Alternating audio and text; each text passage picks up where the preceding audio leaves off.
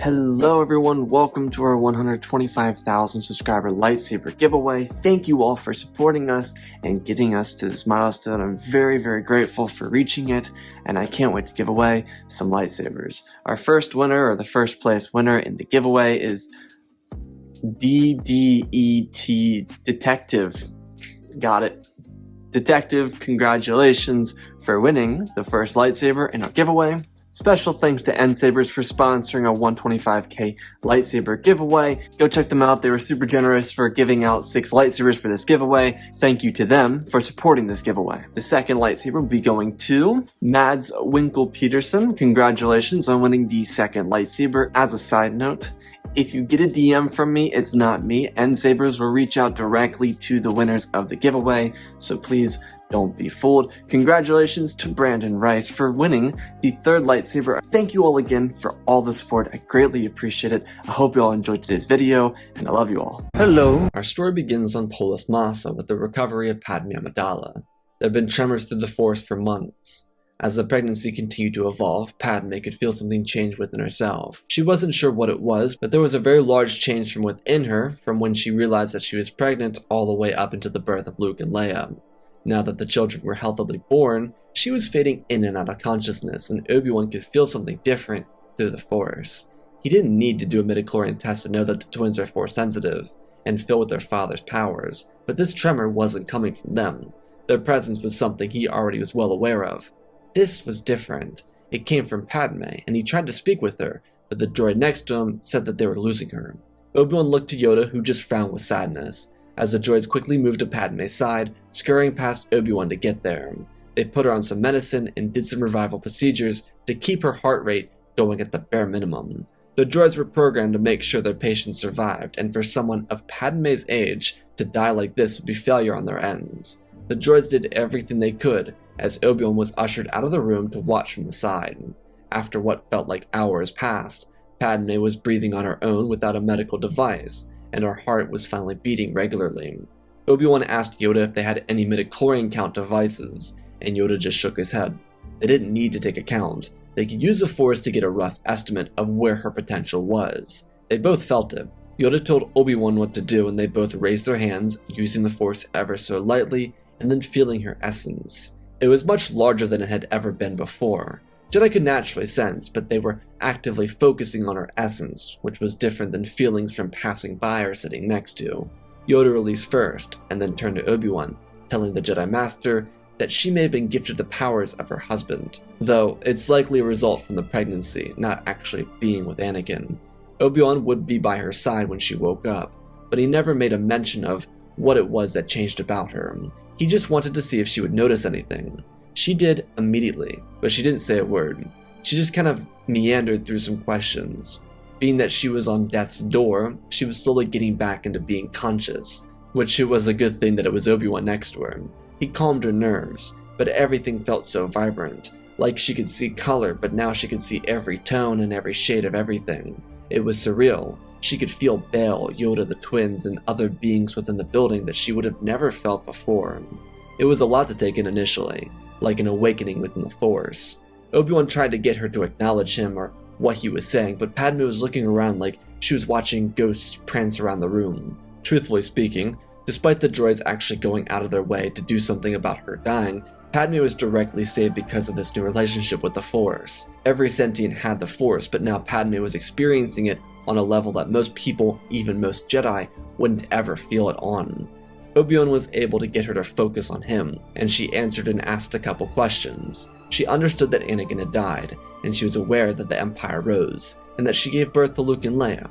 But she was the one who needed to know what changed within her. Something was wrong, but maybe it was right. Kenobi explained things the best he could, which didn't really help her much, because what did he mean she could use the Force?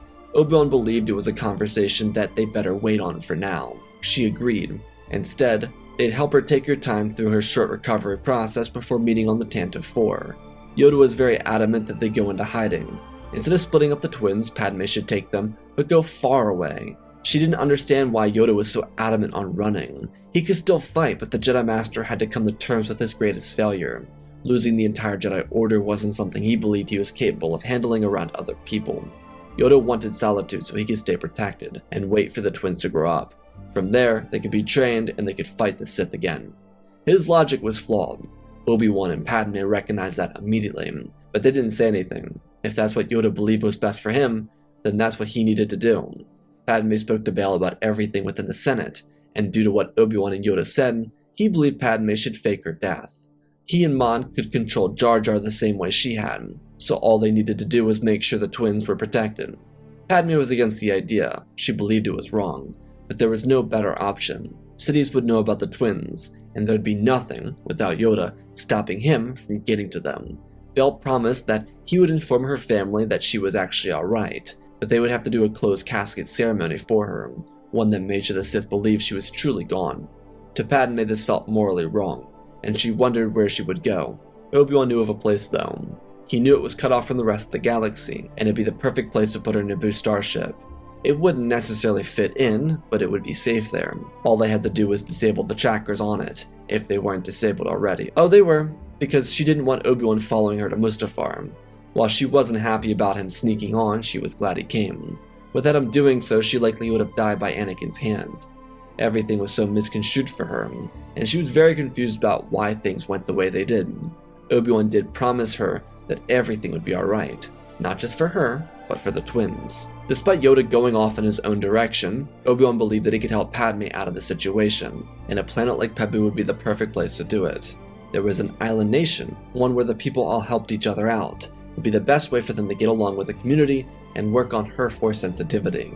Obi-Wan didn't say anything about it directly, but he had every intention of training Padme in the ways of the Force. He wouldn't know much about her potential until she started actually using it, and even though Yoda and him used the Force on her, he wouldn't know anything about her true potential until she started using the Force. Padme wished Bail luck with both her funeral and maintaining her position inside the Senate. She wished she could be with them, but she understood why that no longer was possible for her. The children would be Palpatine's biggest concern, and she couldn't risk putting them in danger for political activism in a dead democracy. Obi-Wan, Padme, the twins, 3PO and R2, took Padme's ship off of Polis Massa and departed for Pabu. When the ship jumped into hyperspace, the two longtime friends started to talk and reflect on the past. Obi-Wan took a majority of the blame and expressed his sincerest apologies for having failed. He told her that he knew about their relationship for the longest time, and he should have said something about knowing. He apologized because as Anakin's teacher, he should have been there for him instead of gallivanting off to Utapau to fight Grievous. But Padme stopped him, interrupting him in the middle of his monologue. She told him that there was no reason for him to apologize. Sure, he did train Anakin, and sure, he did know about the relationship, but Anakin's actions were not a reflection of Obi-Wan. She continued further. They were all deceived by a lie. He said it himself. If Palpatine could deceive the entire Jedi Order, the CIS, and the Republic, then why was it fair for Obi-Wan to blame himself? Also, and this hurt her the most to say, but it was Anakin's fault. He made the choice. He descended into darkness. She couldn't even say the words, but he was the one to kill the younglings inside the temple. Those were his actions, not anyone else's. He could have his issues with the Order, or the Council, or the war, the death, the chaos, and whatnot, but it does not atone for his actions. He was in control over his own body, and Padme had since deduced that Anakin's motivations, while initially being pure, quote-unquote, were actually selfish. He wanted to control, and she figured that out when he went on his diatribe about being able to kill the Chancellor and being able to overthrow him. She knew that Obi-Wan did not instill that into Anakin. It had been there since his mother's death, and chances are, even before that. She told Obi-Wan that before the war, Anakin promised to save people from dying. On the surface, it sounded like a noble cause, but as she had come to learn, at its heart, it was selfish. Playing the will of the Force, so one doesn't have to feel pain of loss, is inherently selfish. She wished she had seen it earlier, and that was the issue she had with herself. They both had a terrible sense of survivor's guilt, but for different reasons, and now they had to be each other's rock, so that they could recover from this tragedy. The two of them worked with each other for the span of a couple hours, speaking up their trauma. This including Obi-Wan telling Padme about how he maimed Anakin and watched him burn at the bottom of a lava river. They both assumed he was dead, but Padme became slightly paranoid. What if he survived? He'd be vengeful. She remembered how he spoke about Dooku after the Battle of Geonosis, and how he regarded the Tusken Raiders after his mother's death. Anakin was a sweet person, but sometimes it was like there was a monster underneath all that kindness. Obi-Wan was able to learn a lot about Anakin through Padme. When they arrived at a hyperspace, they looked down at a gorgeous blue globe, and 3PO took control of the controls and maneuvered the ship through the atmosphere and found a landing zone at the top of the mountain where he set the ship down. One of the townsfolk was quick to walk over to them and greet them, telling them that Shep would be here soon. As a means to hide their identities, the two of them decided to cloak themselves as a married couple from Mandalore. This did not mean they wanted to be with each other. They were simply doing it to protect their real identities in case there were any Imperial loyalists out here. Realistically, no one would be loyal to the Empire on Pabu, but no reason to risk it. Obi-Wan would go as Ben Kryze, and Padme would go as Sabe Kryze, originally from Clan Ren. It was the type of thing that people on Pabu would never think about. The fact that Mandalore was attacked at the end of the war by the Republic was more than enough information for them. It would be here, at the landing zone, where the Jedi and Senator would meet Mayor Shep Hazard. He welcomed them with open arms, and he asked them about themselves. Both told him stories that mirrored their actual lives without saying much about it. Sabe was part of the Duchess's court council, and Ben was one of the head guardsmen. Shep was kind and interested with both their stories, and he told them that they had just finished a series of new homes in the upper level. He assumed they'd be fine with a 2-bedroom home, so that's what he gave them, which the new married couple acted extremely gracious for, which they were, but they'd take turns sleeping on the couch. Now that they had everything situated, Shep just told them that all the people of Pabu asked of them is that they contribute to their society, didn't matter what it was. But that was how their home worked. As long as you contributed to the community, then you were good to stay. Shep didn't partake in political baloney. He just wanted people to have a free life away from the war, and now the Empire. This fake married life was a little awkward for Padme and Obi-Wan. They had to get used to calling each other by their new names, but it wasn't that difficult. Padme sounded like Sabe, so Obi-Wan could play it off, and Padme knew Satine referred to Obi-Wan as Ben, so it was able to adopt pretty easily. But the issue Padme had is she'd been hoping for the last 3 years to have a normal married life, one where she didn't have to hide and be in secrecy about her husband. She just didn't think that husband would be Obi-Wan. He felt the same way, kind of, but he just never thought he'd be in a situation like this. It was alright though. They were familiar with each other and had known each other for 13 years, so standing semi-close to each other wasn't the biggest issue in the galaxy. They both found jobs that fit their liking and got to work. When they weren't helping their new neighbors on Pabu, they were inside their home with their droids. 3PO and R2 are more so just caregivers. While Shep was understanding of the new children thing, Padme wanted to make sure that there weren't any issues in regard to their loyalty to the people of Pabu, which Shep was appreciative of. But this was a different part of the galaxy. Pabu wasn't about loyalties, it was about community. There were no sides. Sure, there were disagreements, but this was the polar opposite from the debate halls of the Republic Senate. Padme had a very difficult time learning that. Regardless, Obi-Wan started teaching Padme the basics of using the Force. These were simple meditations, and luckily for him, Padme was very interested in learning in this stuff. She made it easy for him. This, in a number of ways, helped them both out. Obi-Wan was able to remember how capable of an instructor he was, and Padme was able to learn something new, which she loved doing. Plus, it was something to keep them both preoccupied with. These lessons of the Force were what younglings were taught when they first gained a sense of sentience. Padme would be able to use these lessons to heal from her pain with Anakin. Oftentimes, Obi-Wan would find her sat outside of their home, with her torso facing the sunset or the sunrise. It was like art, truly remarkable. Kenobi could feel that her heart was healing. She was finding peace, and her need to be there for her children kept her grounded, more than anything else. Despite the children not being his, Obi-Wan treated them as if they were. He loved Anakin like a brother, and he saw these twins as his shared responsibility. While what they were doing was playing house, they really got the best out of both worlds with this. When they weren't working, they were finding peace. When they had days off, they swapped roles. Sabe and Ben found community, friends, and allies. People that they could play games with, talk with, spend time with, you name it. It was a perfect little island, and it didn't get much better than this. Due to the two of them needing not just time away from each other, not for any negative reasons, and the twins, they would swap. So sometimes Ben would be Dad Kenobi, or Sabe would be Mom of the Year. It really was a simple back and forth for the two of them, but Obi-Wan noticed something. Padme desired to learn more with the Force. She wanted to stand up for herself, and she wanted to wield Anakin's lightsaber. This frightened him, not because she was incapable or because she wouldn't be able to handle herself. It frightened him because he was unsure if he could train her to be a Jedi, especially around here. He knew the docks, and He knew the uncharted or uninhabited areas on the island, so they could go down there and train, but he wasn't sure why she wanted this. Padme was adamant that this war, the failed one with the Sith, was their responsibility. Pabu was a nice place, but how many people around the galaxy had children that needed to be taken care of? How many of them didn't have a safe haven to go to? They needed to be fought for too. Her mindset was, if Yoda wouldn't do it, then someone needed to. Obi-Wan could sense it, but there was some genuine spite coming from Padme. She wanted to rip that man limb from limb, which was saying a lot because he sponsored her through a lot of her career. He was a mentor of sorts to not just her, but Anakin. She would not stand for this anymore though. Her mind was set, and whenever Padme set her mind to something, she would not be deterred from reaching it. She gave Kenobi an ultimatum. Do it, or she'd find someone else who could. It wasn't a hard choice. They began with more challenging methods, but even weeks after being on Pabu, Padme needed time before they could get into intense work. Labor was very taxing on her body, and Padme would have to take her time before they could get into the work she wanted to do. But that was fine. Most of the instructional level stuff didn't require a lot of heavy work.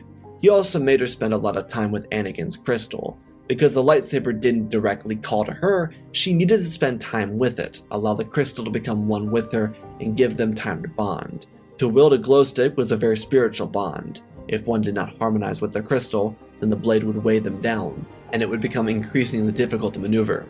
But Padme didn't struggle too much with this. She is able to find a sense of solidarity at the blade. With months passing by since they decided that she would learn the ways of the Force, Padme excelled at her training. She was stubborn, but very determined, which made for a very easy student to teach. Though while she knew that Obi-Wan was a good teacher, she didn't realize how erudite he was. Honestly, she was a little disappointed that Anakin didn't flat out reject Palpatine. Obi-Wan was a terrific teacher. He focused on aspects to bring the best out of a student, but he also gave a lot of attention to what a student lacks, forcing them to correct on their biggest fallacies. This wasn't in an insulting way, the way Anakin took it, but in a means to heighten the student to continue being the best version of themselves. Padme and Obi-Wan definitely became tighter because of this, but none of this pushed them towards a relationship. They simply were each other's rock. They were stability, and they enhanced each other's life. While they were training, Padme was able to watch her children grow up, and honestly, what was initially a terrible situation became a very positive one. She found solace in the community around her, she found stability in Obi-Wan, and she found her peace with the twins and the droids. Kenobi became much closer with R2, because the little astromech was always with him on the docks. 3PO, not as much, but they always had a decent conversation at night. Obi-Wan adjusted really well, and he found his consolation in the training of Padme and the work he completed on the daily with his workmates. Shep wasn't someone he always saw, but that dude's aura was amazing, and it radiated outwards. But even though their lives were pretty much perfect, they'd have their first sign of trouble. The Bad Batch would one day randomly show up on Pabu, and Echo would be the one to recognize Obi-Wan. The other members of Clone Force 99 were not familiar with Kenobi, so they didn't notice him. Kenobi and Echo would speak about everything, and he would tell the former ARC trooper to keep it on the down low. Initially, Echo was very upset that Obi-Wan wasn't out in the galaxy helping people, but once it was explained, he was alright with it, because it made sense. But the arrival of the Bad Batch put both Padme and Obi-Wan into a state of stress, and their stress would be met with fear when the Empire eventually showed up several months after they first showed up on Pabu. Luckily for the two Jedi, Padme shaved Obi-Wan's beard before the stormtroopers started ripping people from their homes. Padme just put on some color contacts, so she had purple eyes. The troopers didn't recognize either of them, and Omega would be taken away. What would follow after that, Obi-Wan and Padme didn't know. But the Empire left, and that's all that mattered. However, there remained a fear. What would happen when the Empire came back? Surely they would, and they needed to be ready for when they did. Padme told Obi-Wan that she didn't want to leave just yet. They had everything they needed here. If they were leaving, they'd leave when she finished her training and she could partake in Sidious's defeat. And despite her can-do attitude, Obi-Wan had been training harder than ever before, teaching himself a variation of Form 7 that relied heavily on Form 1. It wasn't Joyo or Vapad, rather his own made-up rendition. Kenobi knew his defense wouldn't save them forever, and he was hopeful that this combination would be good for fighting Sidious. Since Yoda wouldn't be there for this, Obi-Wan knew one of them needed to use a more aggressive form, and considering he initially used Form 4, he thought it should be him. Plus, he was a master of Form 3, why not pass that on to Padme, Perhaps it would save their lives. She got into saber combat pretty quickly, mostly because she spent so much time harmonizing with the lightsaber crystal. Learning from Obi-Wan was hard the first few weeks or so, but she went into it pretty naturally. Kenobi saw that she would thrive from Form 3, and he felt comfortable teaching it to her in its entirety. Due to the Empire not needing Omega on Pabu, the system was left alone, and it gave Padme and Obi-Wan several years to hone in on their skills, without interruption. During this time, Obi-Wan would reach out to Yoda several times, but nothing would come back. Either Yoda had destroyed his communication frequency, or he didn't want to respond. Sadly, the former was the truth. Without any allies aside from each other, Padme decided that they needed to go out into the galaxy to find new allies. Obi-Wan loved the energy, but he believed this to be a bad idea. If they wanted to win, they needed to be patient and wait for their opportunity. But she had enough of this waiting game. Luke and Leia were 7 years old now. It was time to get this right. Obi-Wan eventually caved into her requests, and she started first. The two of them went in separate waves. Despite Luke and Leia being children and having friends, Padme wanted one of them to be home.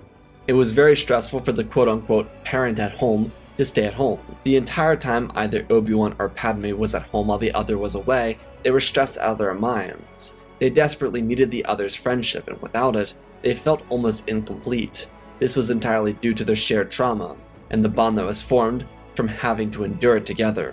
Regardless, on one of these little missions, Padme was out looking for other allies. They had since sent 3 Jedi to Pabu, Reva, Nari, and Cal. These Jedi were all younglings or Padawans at the time of Order 66. Like the clone cadets brought here by Clone Force 99, these 3 Jedi would have a chance to grow up with support around them and friends.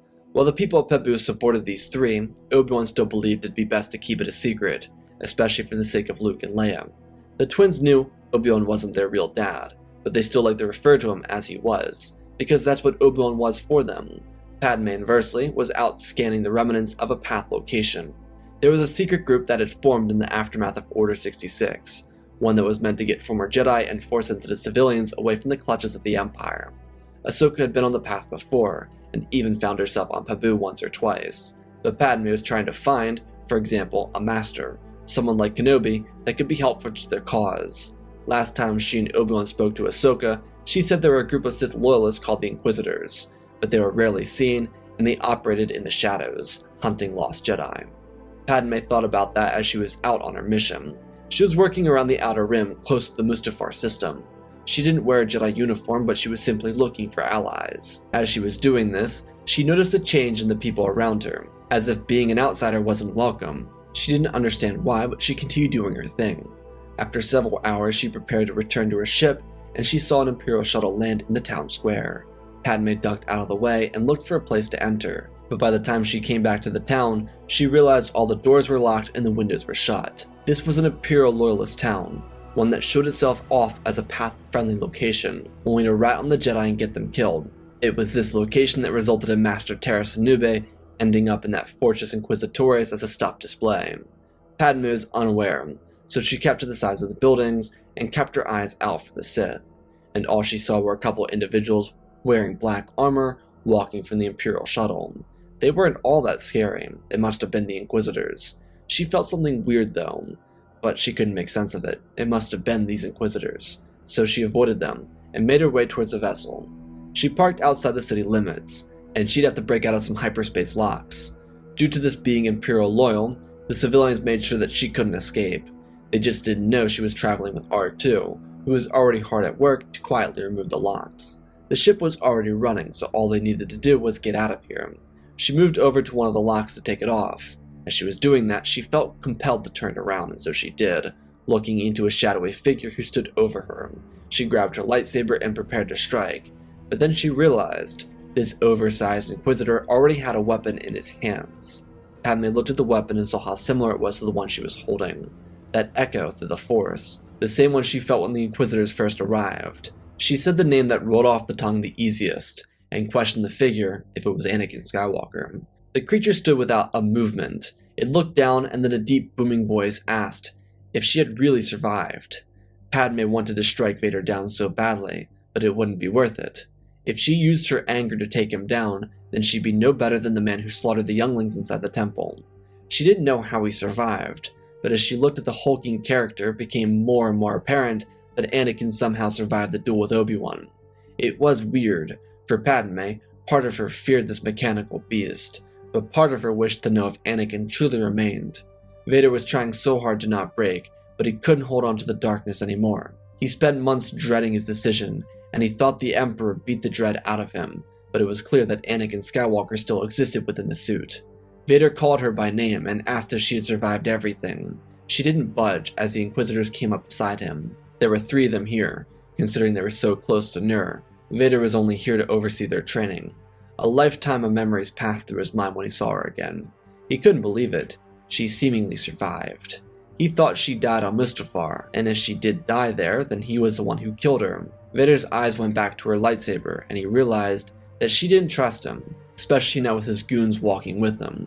Initially thought about convincing her to come over to the dark side and join him, but then he decided that perhaps that wasn't the right decision. If she didn't join on Mustafar, then surely she would not join here. But still, why or how was she defending herself with a lightsaber? The 3 Inquisitors didn't care. They saw a Jedi, and they readied their weapons, all prepared to make Lord Vader very, very proud. Padme's eyes darted from Inquisitor to Inquisitor before holding her finger over the ignition switch. Vader stepped back, as if to indicate to the other Inquisitors that they could step forward. Padme prepared to fight off these agents of the Sith. But before she could, Vader's lightsaber ignited and he slashed forward with 3 massive swings, cutting down each of the 3 Inquisitors, before extinguishing his blade and looking at Padme. There was a wave of silence that filled the air after the Inquisitors dropped to the ground. Padme still loved him, she truthfully did, but it wouldn't ever be the same again. She looked at what he created and asked why he did it. He tried to come up with an answer, the same one he tried to use on Mustafar, but she knew the truth. He wanted to control everything. He wanted to be the master of the universe. He truthfully couldn't even deny her accusations. Ever since Mustafar, he had gone deeper into the dark side. Every chance he had to turn against his master, he threw away, because there had to be a way to bring Padme back using the dark side. Because even if she died in suffering, he needed to bring her back so she could suffer more. Padme sat somewhere between confused and vengeful. While the last 7 years certainly turned around, she spent 7 years getting over what he did to her, Obi-Wan, and the galaxy. That wasn't something that could just be undone. It wasn't making an oopsie, it was choosing to hurt others for one's own personal gain. She looked at the mask, as R2 beeped at her, and she told him she used to believe that he'd forge himself into the man she knew he was capable of being, and then he turned on his friends and his family. That alone was not something she could ever forgive. Padme withheld the rest of her rage, before storming into the ship so it could lift off. Vader just watched as the vessel sped away and through the atmosphere. One of the villagers ran up and told him that the ship had a tracker installed into the side of it. He'd be able to find them. Vader lifted his wrist and the villager choked until death. In hyperspace, Padme broke down into a bundle of tears. She was on the ground of the cockpit with her arms wrapped around her reliable little friend. R2 tried to be as comforting as he could, but there was so little he could do. Padme didn't know how to process anything that just happened. She wished it didn't happen the way it did, and she didn't know what to do. She was relatively unconsolable until they reached Pabu, where Ben was waiting for them. But when she never left the ship, he walked in to find her still on the floor, wiping tears from her eyes. He sat down next to her and asked her what was wrong. She informed him of her encounter with Anakin, telling Obi-Wan that he survived. He was just a machine now. There wasn't even a piece of him left. While Padme never came to a conclusion if she'd ever forgive him if he did survive Mustafar, her immediate reaction told her what she should do. This therefore left a challenge for them. If Anakin survived, there were 2 Sith ruling the Empire, which meant one more opponent for them to train for and to fight. Obi-Wan reassured her that everything would be alright. He still hadn't really even conceptualized the entire Anakin being a live thing, so he was in a state of denial that allowed him to actually act semi-normally. But that changed very quickly. There was a ruckus in the crowd outside the ship, and Obi-Wan grabbed his lightsaber. He was always carrying it with him, but he hadn't used it. He just hid it inside of his satchel. Kenobi lunged off the ramp and ignited it, pointing it at the towering figure who just exited an Imperial shuttle. There were a lot of feelings for Vader. He wanted to stay within the darkness, but nothing mattered to him more than Padme. Seeing Obi-Wan made his blood boil, but he was here to make peace. He tried to get Obi-Wan to listen, but Kenobi was very protective of Pabu. He had no issue slaughtering Vader and sending that shuttle of his into a supernova, so the Empire thought he offed himself. Obi-Wan wasn't seeing Anakin. He was seeing Vader, which was a very big difference. Padme came out of the ship and ignited her weapon too, demanding to know why he followed her back. Anakin took his lightsaber and tossed it to the ground, telling them that he wanted nothing but a few moments. He slowly reached up and took off his helmet, revealing a scarred face, one that was discolored from a lack of sunlight. Anakin frowned and squeezed out a few words. He apologized. He said he didn't want things to end badly, but he had made a mistake, one that he was willing to rectify with their help. Vader could have only been turned by Padme or the twins. With Obi-Wan and Padme standing before him, he couldn't continue the ruse. It wasn't worth it. He didn't care about the Sith. He tried chasing power so he could overthrow Palpatine, but all of that was arbitrary in the grand scheme of things. He'd rather have his family than be stuck with this. He placed his helmet back on and asked that they face the Emperor with him. Maybe he didn't deserve their trust, but he wanted to at the very least destroy Sidious. That might save the Empire and its people. Obi-Wan and Padme looked to each other. Maybe, but could they trust Vader? Padme told him what would happen if they did this together and if they won. Anakin accepted her terms. He had since put two and two together. The child survived and was born. Obi-Wan and Padme had taken care of he or she, and that was something he could live with. So, with reluctance, they decided that it was likely the best decision for them to make. Padme asked that Shep, who had been so kind to their family, take care of the twins if anything were to happen to her or Ben. The trip through hyperspace was awkward. They did speak some, but the speaking was at a minimum. Padme and Anakin did most of the talking. He asked some questions, but she was short with her answers, not wanting to give up too much information. He told her that he had every intention of making things right here. Despite Obi-Wan and him being very quiet, the main thing Vader said to his former instructor is that he didn't fail him. Anakin was the one responsible for Skywalker's death, not Obi-Wan. It took the great burden off of Obi-Wan, which was very, very needed for him. Due to being in Vader's shuttle, they were granted access to the city of Coruscant and were given permission to land at the Imperial Palace, where the Emperor was currently stationed. Vader told them to follow his lead, and the two Jedi followed. Obi-Wan and Padme had sparred over and over and over again, preparing for this moment. He reassured her with a nod, and they walked into the throne room. Vader choked the royal guards present before they entered his master's chambers. He turned over and a smile dropped into disgust. Sidious asked Vader if he came here to betray him, and his lightsaber ignited, followed by that of Padme's and Obi-Wan's. Sidious scowled, reminding his student what happened the last time he dared to challenge him.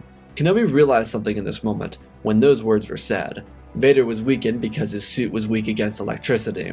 Sidious stood to his feet and Kenobi lunged in front of Vader, throwing his blade outwards and blocking a volley of electricity as Skywalker and Padme moved around the sides.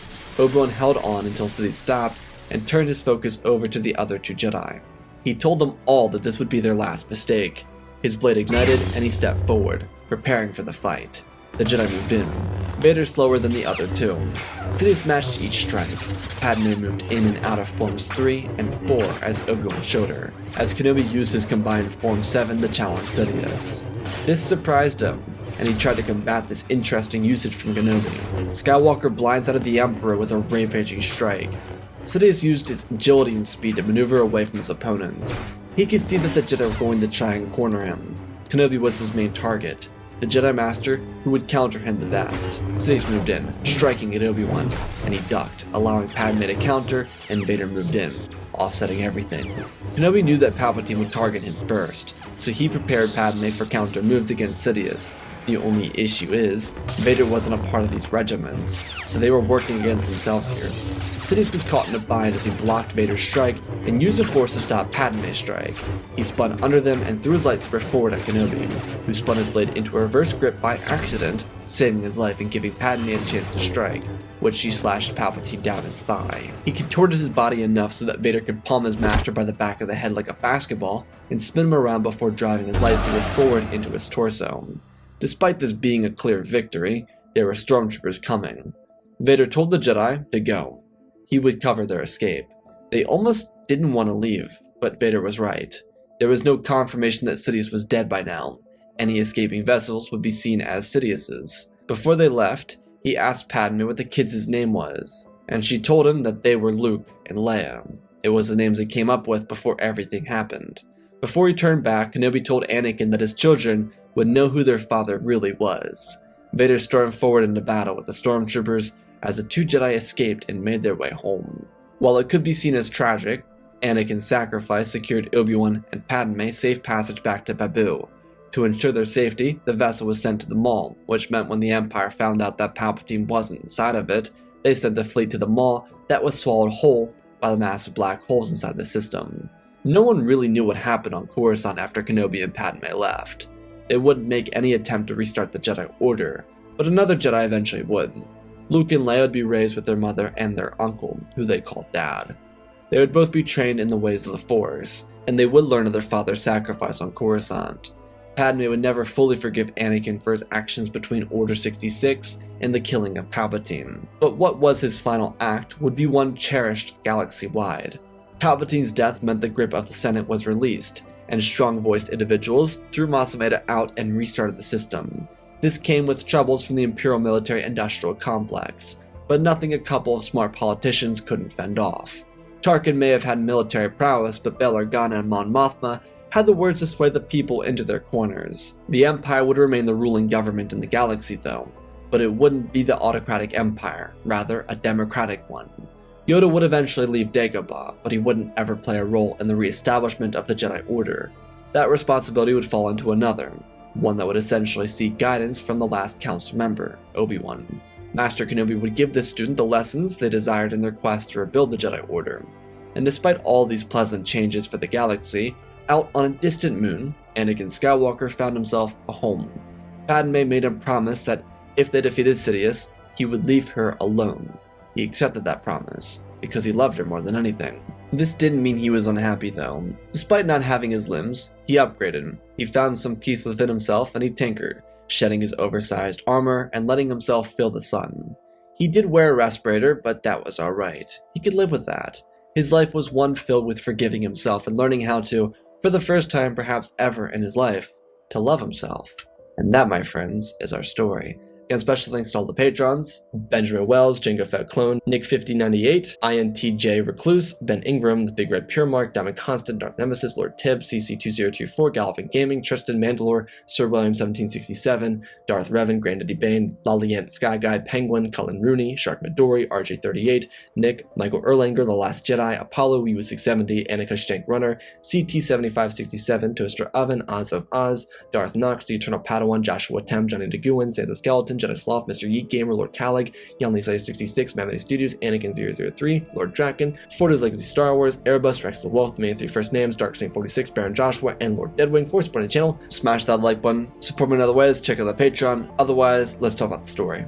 The idea of Obi-Wan training Padme to be a Jedi in the post-Order 66 era felt very interesting to cover, because it allows both of them to have their friendships and maintain their friendships with each other, but also expand outwards. I feel like Pabu is a perfect place to do this, and I feel like they'd be able to remain hidden on that place. The main conflict I wanted to have at the end of the story was Padme, Obi-Wan, and Vader having a fight against Sidious, but also Vader getting his own version of a happy ending. I guess you could say the inspiration is like Thanos after Infinity War, so he's kind of, he's completed his mission, he's defeated the Sith, his family's happy, and while he's not a part of that, he's happy for what part he has in them having their happiness. So, I hope you all enjoy the story. I love you all, spread the love, and always remember, my friends, may the Force be with you.